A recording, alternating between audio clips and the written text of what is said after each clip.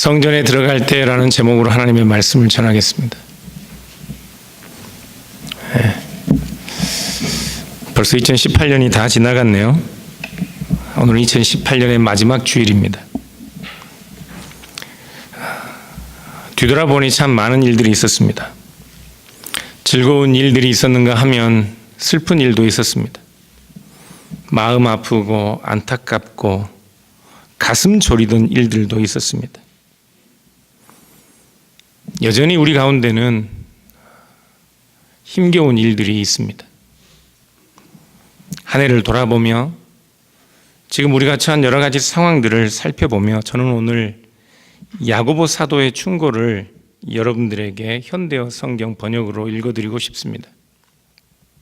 형제 여러분, 여러 가지 시험을 당하더라도 그것을 기쁨으로 여기십시오.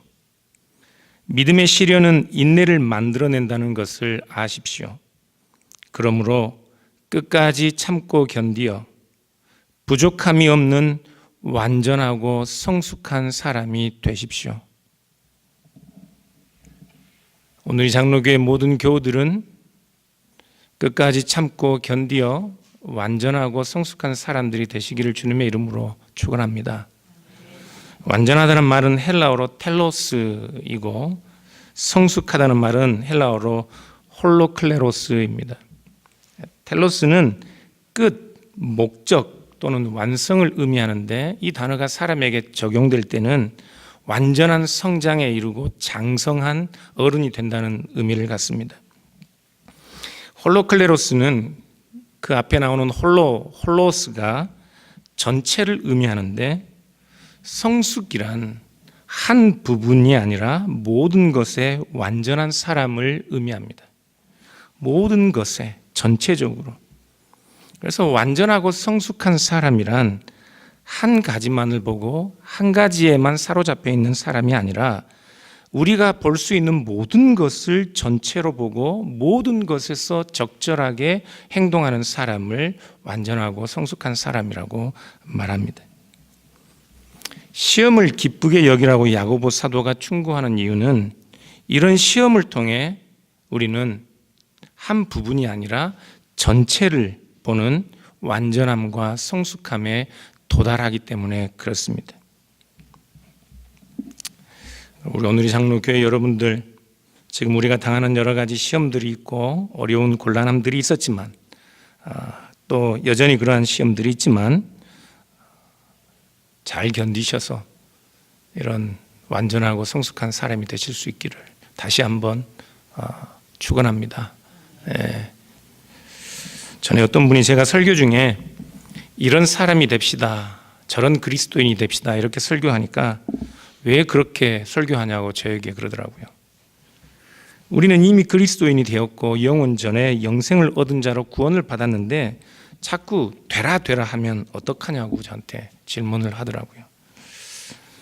계시록 2장 1절에서 6절을 보면 에베소 교회에 주님께서 주시는 편지가 나오는데 에베소 교회를 칭찬하는 내용이 나옵니다. 에베소 교회가 니골라당의 행위를 미워한 것을 주님께서는 칭찬하셨습니다. 니골라당은 헬라 이원론에 사로잡혀 있는 사람들입니다. 물질과 육체는 악하고 영혼만이 참되고 선하다고 믿는 사람들입니다. 그래서 구원은 영혼이 이미 얻었기 때문에 육체의 행위는 우리의 구원에 아무런 영향을 미칠 수 없다고 본 사람들입니다. 그래서 예수를 믿는 그리스도인들에게 계명을 지키라고 하는 것은 오히려 불신앙을 조장하는 행위라고 하나님의 은혜와 이미 얻은 구원을 믿지 못하는 것이라고 그렇게 가르쳤습니다. 그래서 설교 중에 제가 하십시오, 그런 그리스도인이 되십시오 이렇게 설교하면 어떤 사람들은 니골라당처럼 제가 공로주의를 주장하고 펠라기안주의자들처럼 행위구원을 주장하는 것처럼 그렇게 생각하는데 여러분들은 그런 오해를 안 하셨으면 합니다. 종교개혁자들이 솔라 그라치아, 오직 은혜를 주장한 것을 많은 사람들은 율법 폐지론으로 오해하였습니다. 그런 사람들은 마치 니골라당들과 같이 오늘날 이 개신교회 안에 고린도 교회에 유행했던 신령주의자들처럼 우리 그리스도인들이 마땅히 어떤 삶을 살고 어떤 삶을 성취해내어야 하는가에 대하여 중요하게 가르치지 않습니다. 저는 그들이 전체를 보지 못해서 그렇다고 생각합니다. 홀로 클레로스 하지 못해서 그래요. 그래서 자꾸 부분적인 것을 가지고 넘어집니다. 시편 73편의 시도 보면 시인은 전체를 보지 못하여 성숙하지 못하여 넘어질 뻔했다고 그렇게 고백하고 있습니다. 우리 시편 73편 1절부터 3절까지 같이 한번 보겠습니다. 같이 보겠습니다. 하나님이 참으로 이스라엘 중 마음이 정결한 자에게 선을 행하시나 나는 거의 넘어질 뻔하였고 나의 걸음이 미끄러질 뻔하였으니 이는 내가 악인의 형통함을 보고 오만한 자를 질투하였음이로다. 시인은 하나님이 참으로 자기 백성과 마음이 정결한 자를 복 주시는 분으로 믿은 사람입니다. 그런데 바로 그 믿음 때문에 그는 거의 넘어질 뻔하였습니다. 미끄러질 뻔했어요. 3절에 보듯이 그가 악인과 오만한 자들의 형통함을 오히려 보았기 때문입니다. 여기서 악인과 오만한 자는 하나님을 믿지 않는 사람들을 의미하는데요. 하나님이 계시다면 하나님을 믿는 자들이 더 잘 되어야 되지 않겠어요? 안 그런가요? 지금 시인은 신정론의 문제를 다루고 있습니다. 하나님이 선하시고 온전하신 전능하신 분이시라면 어떻게 자기를 믿는 성도들이 고통을 당하고 자기를 믿지 않는 사람들이 형통할 수 있는가? 하나님을 믿으면 믿을수록 그 믿음 때문에 악인들의 형통함과 반대로 하나님을 믿는 성도들이 당하는 고난을 보고 믿음의 크기에 비례하여 사람들은 미끄러질 뻔한 것입니다. 넘어질 뻔한 거예요. 3절을 보면 히브리어 성경으로 보니까 3절 맨 마지막에 내가 보았다라는 단어가 나옵니다. 악인들과 오만한 자들의 형통함을 보았습니다. 그래서 4절부터 12절까지는 그가 본 악인들의 형통함에 관한 내용입니다. 4절부터 12절까지 악인들이 어떻게 형통한지 한번 같이 볼까요? 같이 보겠습니다. 그들은 죽을 때에도 고통이 없고 그 힘이 강건하며 사람들이 당하는 고난이 그들에게는 없고 사람들이 당하는 재앙도 그들에게는 없나니 그러므로 교만이 그들의 목걸이요 강포가 그들의 옷이며 살찜으로 그들의 눈이 솟아나며 그들의 소득은 마음의 소원보다 많으며 그들은 능욕하며 악하게 말하며 높은 데서 거만하게 말하며 그들의 입은 하늘에 두고 그들의 혀는 땅에 두루 다니도다. 그러므로 그의 백성이 이리로 돌아와서 잔에 가득한 물을 다 마시며 말하기를 하나님이 어찌 알랴 지존자에게 지식이 있으랴 하는도다. 볼지어다 이들은 악인들이라도 항상 평안하고 재물은 더욱 불어나도다. 아멘 하고 싶지 않은 말씀인데 우리가 보면 우리 주변에 하나님을 모르는 사람들 그리고 오히려 악한 행동을 하는 사람들이 더 평안하고 더 부유한 삶을 사는 것들을 종종 봅니다. 4절을 보니까 악인들은 죽을 때에도 고통이 없고 그 힘이 강건하다고 말씀합니다. 물론 모든 악인들, 모든 불신자들이 그렇지는 않습니다.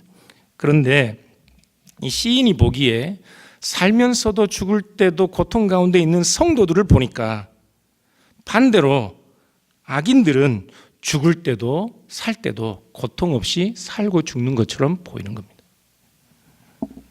4절에 그들은 죽을 때에도 고통이 없다라는 이 말씀은 다르게 번역할 수도 있습니다. 이번에 요즘 나오는 영어 번역들을 비롯해서 우리말 성경에도 공동 번역과 현대어 성경은 이렇게 번역하고 있는데요. 4절을 그들이 일평생 아무런 고통도 없이 건강하게 지낸다 이렇게 번역합니다.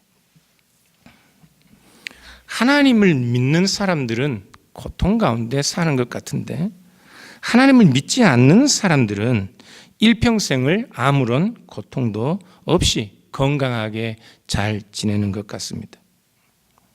실제로 이 세상을 사는 신자들과 불신자들의 삶은 많이 다릅니다.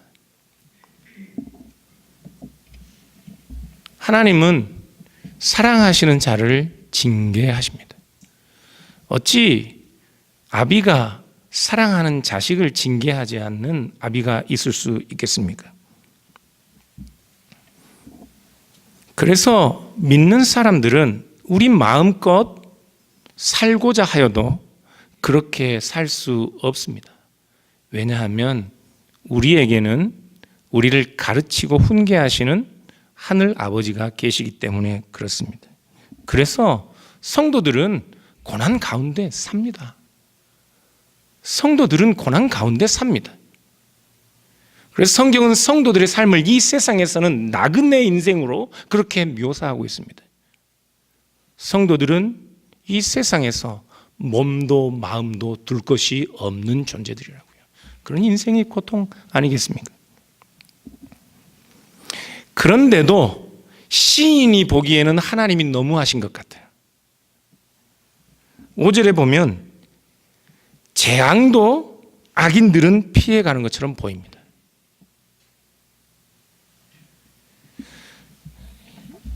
가난하면 훨씬 더 많은 재앙에 노출이 됩니다. 2016년경에는 지하철 사고가 많이 일어났는데요. 대구의 지하철 공사를 하다가 무너져서 14명의 인부들이 죽거나 다쳤는데 그들은 모두 일용직 근로자들이었습니다. 하루 일당을 받으면서 목숨을 걸고 일하는 사람들. 지하철 2호선 2016년 5월엔 지하철 2호선역에서 구의역인데요. 안전문을 수리하던 19세 청년이 전동차에 끼어 죽는 사고를 당했습니다. 인력이 부족해서 컵라면을 먹으면서 바쁘게 일을 해야 했던 협력업체 직원인 그는 자신을 위해서 전동차가 오는지 안 오는지 알려주는 그런 동료도 없이 사고가 났을 때 비상단추를 눌러줄 동료도 없이 생일 전날 비참한 사고를 당했습니다. 가난하면 더 쉽게 재앙에 노출됩니다. 지난 12월에 국회에서 김용균법이 통과되었습니다. 제가 미국에 있으면서 맨날 한국 이야기만 하니까 좀 이상한데요. 김용균 씨는 태안 화력발전소에서 청소하던 중에 컨베이어 벨트에 몸이 끼어서 사망한 사람, 20대 청년입니다. 그는 태안발전소가 위험한 일은 그 회사의 직원들이 하는 것이 아니라 외주를 주어서 일을 시키던 하청업체의 직원이었습니다. 가난하면 더 많은 재앙에 노출되는데 이 가난한 사람들이 그리스도인들이라면 어떻습니까? 믿지 않는 사람들은 자신들의 마음껏 즐기고 살면서도 부유하게 사는데 그래서 이 재앙도 피해가는데 예수님을 믿는 사람들은 가난하며 그래서 이런 재앙들마저도 쉽게 피해가지 못한다면 하나님을 믿는 믿음의 크기만큼 우리도 넘어질 뻔하지 않겠어요? 어떻습니까? 이 악인들 중에 사람들은 부유하고 그 재앙을 면해서 그래서 하늘 높은 줄 모르고 높아지고 그래서 가난하고 힘없는 사람들을 보면 멸시하고 언제나 자신들은 높은 자리에 있는 것처럼 거만하게 말하는데 그래서 결국 그들은 하나님이 어디 계시냐 하나님이 어찌 우리의 모든 일들을 상관할 것이냐 그렇게 말하는데, 그럼에도 불구하고 그들은 더욱 평안하며 하는 일마다 더 잘 되는 것 같습니다. 시인은 그것을 보고 넘어질 뻔한 것입니다. 그것뿐만 아닙니다. 13절에서 14절을 보면 시인은 자기 자신이 항상 마음을 깨끗이 하고 악한 일들에 대하여는 손을 씻으며 자신은 무죄한 자처럼 그렇게 살았는데, 그럼에도 불구하고 자신은 종일토록 재난을 당하며 아침마다 죄 지은 자처럼 징벌을 받는, 하나님 앞에 징벌을 받는 자처럼 그렇게 산다고 고백합니다. 악인들이 잘 된다면 하나님을 믿는 사람들도 좀 잘 되면 안 되나요? 네? 그런데 시인이 보기에는 정반대의 일들이 일어나고 있는 것 같아요. 그래서 시인도 넘어질 뻔하여서 악한 이들이 하나님이 어디 계시냐 하는 것처럼 시인도 그렇게 말할 뻔했습니다. 하나님은 선하시고 전능하신 분이신데 하나님을 믿는 믿음으로 사는 자들이 이런 고통 가운데 있다면, 하나님을 향하여 불의하는 말을 하는 자들이 오히려 더 부유한 삶을 산다면 그 하나님은 어디 계시지 말할 뻔했다고요. 15절을 같이 보겠습니다. 같이 읽어보겠습니다. 내가 만일 스스로 이르기를 내가 그들처럼 말하리라 하였더라면 나는 주의 아들들의 세대에 대하여 악행을 행하였으리이다. 시인은 그렇게 말할 뻔하였습니다. 그러나 시인은 자신이 그렇게 말했더라면 그것은 하나님의 아들들의 세대를 부정하는 악행을 저지른 행위가 될 것이라고 그렇게 고백합니다. 그렇게 말하지 않았어요. 비록 자신은 고난을 당하고 종일토록 재난을 당하지만 그 자신이 만일 그래서 하나님이 어디 계신가 한다면 그것은 하나님이 자기 백성을 인도하여 오신, 그리고 다른 모든 하나님의 백성들을 인도하고 계신 그 세대, 그 하나님의 모든 역사를 부정하는 것이나 다름이 없기 때문에 그렇게 말할 수 없었습니다.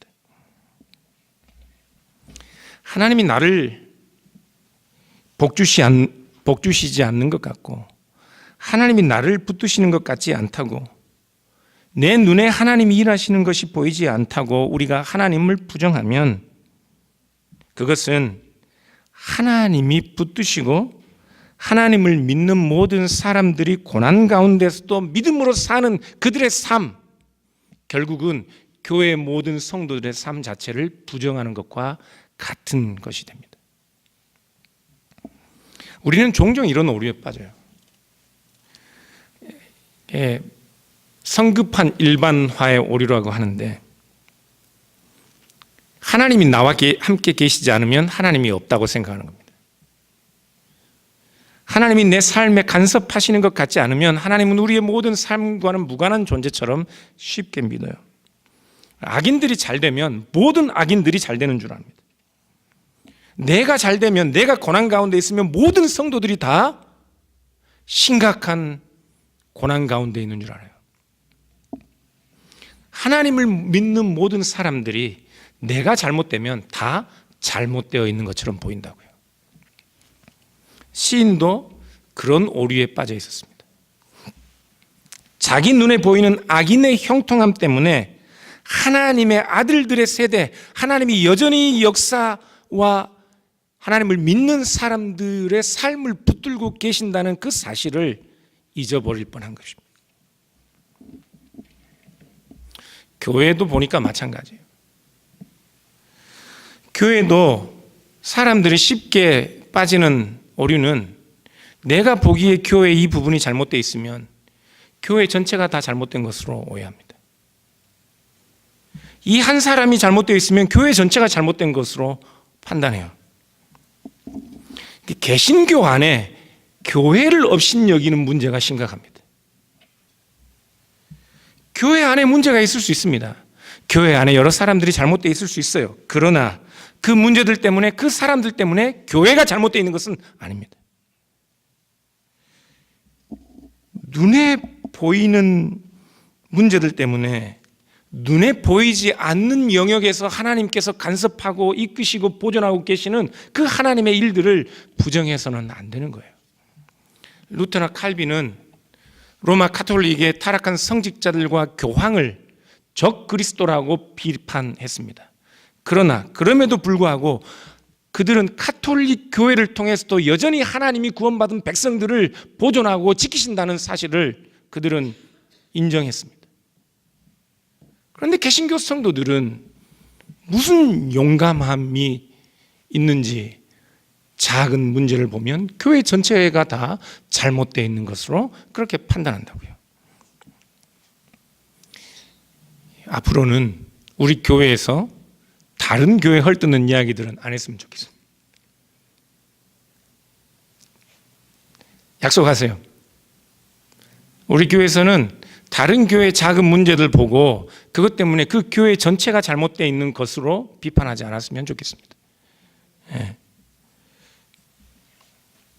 완전하고 성숙한 사람이 되는 것, 그것은 전체를 보는 사람이 되는 것입니다. 우리 눈이 볼 수 있는 모든 것을 다 보는 것입니다. 내가 보고 싶은 것만 보는 것이 아니라 내가 보는 것, 내가 경험하는 것, 그것이 전체일 수 없습니다. 그러므로 우리의 시야를 넓혀서 하나님이 우리에게 보여주시려는 모든 것을 보려고 노력해야 합니다. 시편 73편에는 표제어가 아삽의 시라는 표제어가 달려 있습니다. 이 아삽이라는 사람은 다윗 왕 때에 성전에서 찬송하는 직무를 맡은 레위인입니다. 그런데 역대하 29장 30절을 보면 이 레위인, 성전에서 찬송하는 직무를 맡았던 이 레위인을 설명하면서 그를 선견자, 미리 보는 자라는 말로 수식하고 있습니다. 역대하 29장 30절을 보면 히스기야 왕이 귀인들과 더불어 레위 사람을 명령하여 다윗과 선견자 아삽의 시로 여호와를 찬송하게 하며 그들이 즐거움으로 찬송하고 몸을 굽혀 예배하니라. 선견자는 미리 보는 자입니다. 미리 보는 자를 다른 말로 하면 더 많이 보는 자입니다. 더 넓게 전체를 보는 자라고 말할 수 있습니다. 지금 우리가 당하는 일만을 보는 사람이 아니라 우리의 시선이 닿지 않는 부분, 우리 시선의 경계 너머까지 보는 사람, 그 사람이 선견자입니다.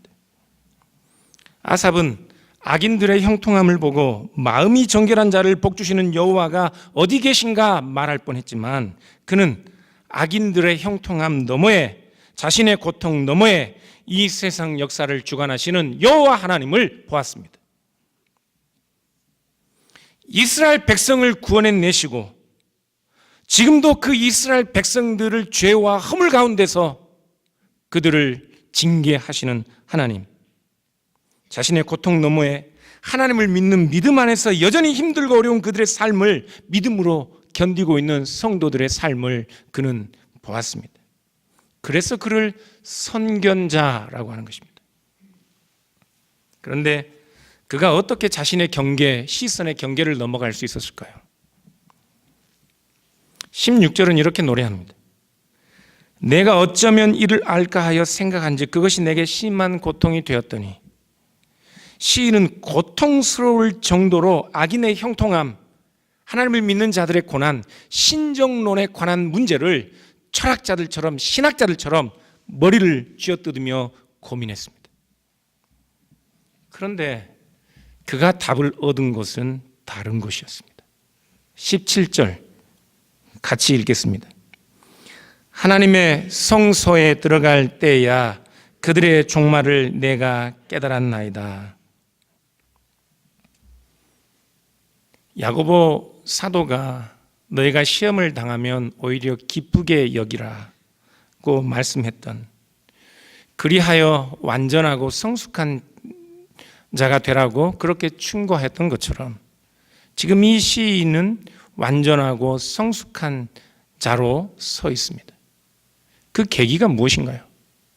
그 계기가 철학자들처럼 머리를 쥐어뜯으며 신정론에 관한 문제를 고민했기 때문입니까? 아닙니다. 성전에 들어갈 때 그가 깨달았습니다. 성전에 들어갈 때요. 무엇을 깨달았어요? 그들의 종말을 깨달았습니다. 하나님의 임재 앞에 서서 모든 사람들의 끝을 본 것입니다. He understands their end. 사람들의 끝을 보았습니다. 하나님의 임재 앞에서요. 세상의 종말, 우리 인생들의 종말에 서 계신 하나님을 보았습니다. 그러니 하나님의 임재 앞에서 악인들의 형통이 결국에는 그들에게 복이 아니라는 사실을 깨달은 것입니다. 시편 73편에서 가장 중요한 구절이 17절입니다. 하나님의 성소에 들어갈 때 비로소 깨달았다. 인간은 누구나 무엇을 사랑합니다. 여러분이 무엇을 사랑하는지가 바로 여러분 자신입니다. 어거스틴에 의하면 사람은 누구나 자기가 사랑하는 것을 예배합니다. 그래서 인간은 누구나 예배하는 존재입니다. 자기가 사랑하는 것을 예배하기 때문에요. 사람은 누구나 사랑하는 것을 갖습니다. 그런데 우리가 잘못된 것을 사랑하면 잘못된 것을 예배합니다. 칼빈 신학교의 제임스 K. 스미스라는 기독교 철학자가 있습니다. 그는 우리가 사랑하는 것을 욕망하고 그것을 얻기 위한 모든 습관적인 삶들이 우리가 사랑하는 그것을 욕망하고 그것을 얻기 위한 우리의 모든 행해지는 삶 자체가 우리의 예배라고 합니다. 우리가 다른 것을 사랑하면 그것을 얻기 위한 그것을 욕망하는 우리의 마음들이 습관적으로 그것을 예배하게 되고, 그래서 스미스는 하나님을 사랑하면 하나님을 얻기 위한 우리의 모든 습관적인 삶이 곧 하나님을 향한 예배가 될 것이라고, 사랑하는 대상을 바꾸어야 한다고 그렇게 설명합니다. 우리가 습관처럼 욕망하는 것, 우리가 잘못된 대상을 향한, 우리가 욕망하는 잘못된 대상을 향한 예배를 하나님을 향한 예배로 바꾸어야 한다고요. 스미스는 인간에게 가장 익숙한 행동은 의식적인 행동이 아니라 무의식적인 행동, 습관적으로 일어나는 행동이라고 그렇게 설명합니다. 제 아내가 2년 동안 퍼밋 드라이브, 면허증을 못 따는 이유가 있어요. 운전을 의식적으로 하려고 해요. 자동차 문을 열고 운전석에 앉으면 자기도 모르게 습관적으로 오른손에 붙은 키를 꼽고 오른쪽 발은 브레이크 위에 올려놓고 자기도 모르게 왼손은 이미 사이드 미러를 조정하고 있어야 하는데, 아내는 운전석에 앉는 순간 자기 발밑에 있는 것이 엑셀인지 브레이크인지 곰곰이 생각을 해야 됩니다. 면허증을 못 따는 거예요. 우리의 대부분의 행동은 습관적으로 무의식적으로 나옵니다. 우리는 습관적으로 무의식적으로 다른 것을 사랑하고 있어요. 그래서 스미스는 문화적 예전, cultural literaties라는 이 용어를 가지고 우리의 삶이 습관적으로 하나님을 사랑하고 우리의 삶이 습관적으로 하나님을 향하도록 하는 그런 삶 자체가 예전이 되어야 한다고 설명합니다. 신명기 6장 6절에서 9절은 우리가 습관적으로 하나님을 향해야 하는 것이 얼마나 중요한지를 우리에게 설명하고 있습니다. 오늘 내가 내게 명하는 이 말씀을 너는 마음에 새기고 부지런히 내 자녀에게 가르치며 때를 얻든지 못 얻든지,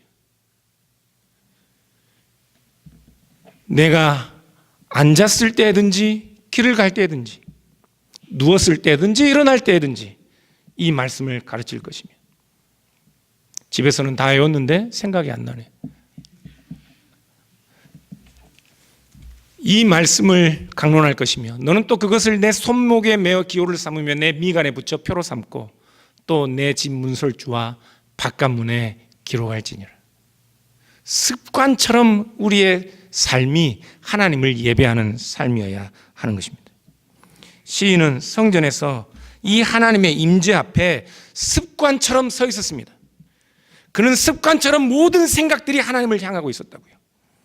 성전에 들어가면 하나님의 임재를 보는 겁니다. 의식하지 않아도.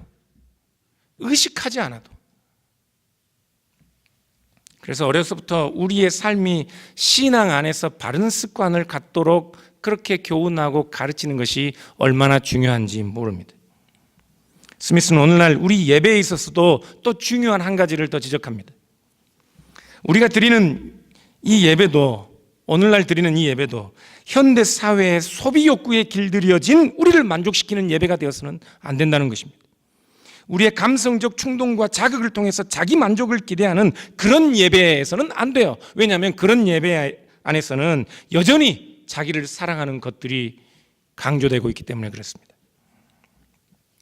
기독교 예배는 삼위일체 하나님의 교제 안에서 그 부요한 생명에 참여하라는 초대입니다. 예배는 나를 위한 나의 감정을 만족시키는 것이 아니라 하나님을 향하고 하나님을 위한 것이며 하나님 안에서 드려지는 것이어야 합니다. 예배를 드리면 무의식적으로 습관적으로 하나님을 향하고 하나님 안에 있으며 하나님을 위한 자리에 서야 하는 것입니다. 무의식적으로, 습관적으로 그리 돼야 되는 거예요. 그러므로 사랑하는 여러분, 우리의 사는 날들 동안 하나님의 임재 앞에서는, 하나님의 성전 안에서 하나님의 임재 앞에서는 이 일이 여러분의 습관이 되기를 주님의 이름으로 부탁드립니다. 여러분의 사랑하는 것이 하나님 자신이 되는 훈련을 꾸준히 하실 수 있기를 바랍니다. 그렇게 하나님의 임재 앞에 설 때 시인이 성전에 들어갈 때야 사람들의 끝, 세상의 끝을 본 것처럼, 인생의 종말을 보았던 것처럼 우리가 많은 것을 보고 전체를 보아서 완전한 성숙한 사람이 될 수 있는 것입니다. 야고보 사도의 권면처럼 모든 교우들, 지금 우리 앞에 여러 가지 시련들, 시험들이 있지만 그럼에도 불구하고 참고 견디어 완전하고 성숙한 하나님의 사람들이 될 수 있기를 주님의 이름으로 축원합니다.